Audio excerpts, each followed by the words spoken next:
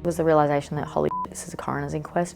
That means she's not coming back. Like, that means she's gone, and, you know, they can declare her dead.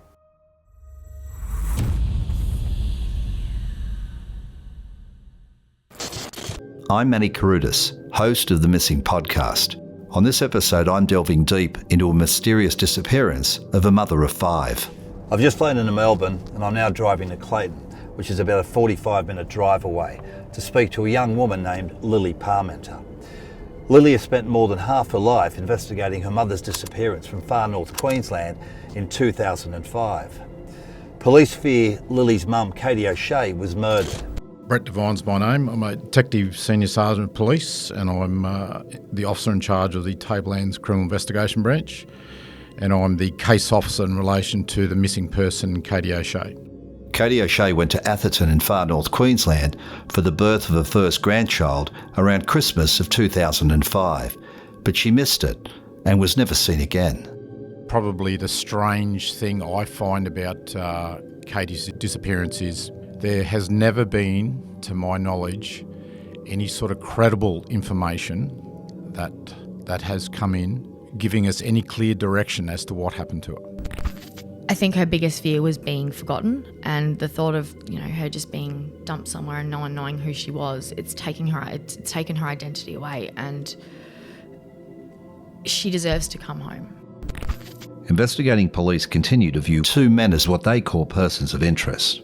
That does not mean they are suspects, just that they are people police would like to speak to as they continue to investigate the case. The first is convicted rapist and killer Francis Walk, heard here being interviewed by police in prison.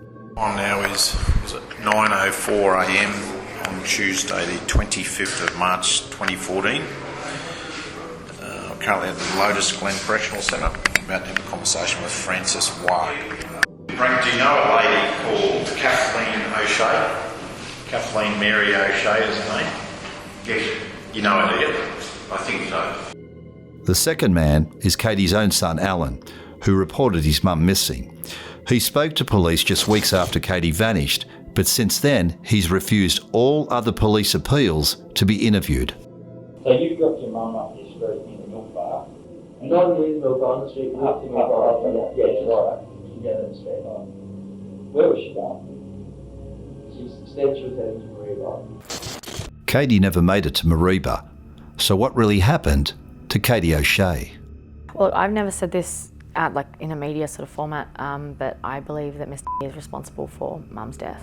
I believe that everything he's done afterwards has been trying to cover his tracks, and yeah, I believe that he's the one that killed Mum. To learn more about what happened to Katie, listen to the Missing Podcast from True Crime Australia. Listen early and ad-free on CrimeX Plus on Apple Podcasts or wherever you get your podcasts.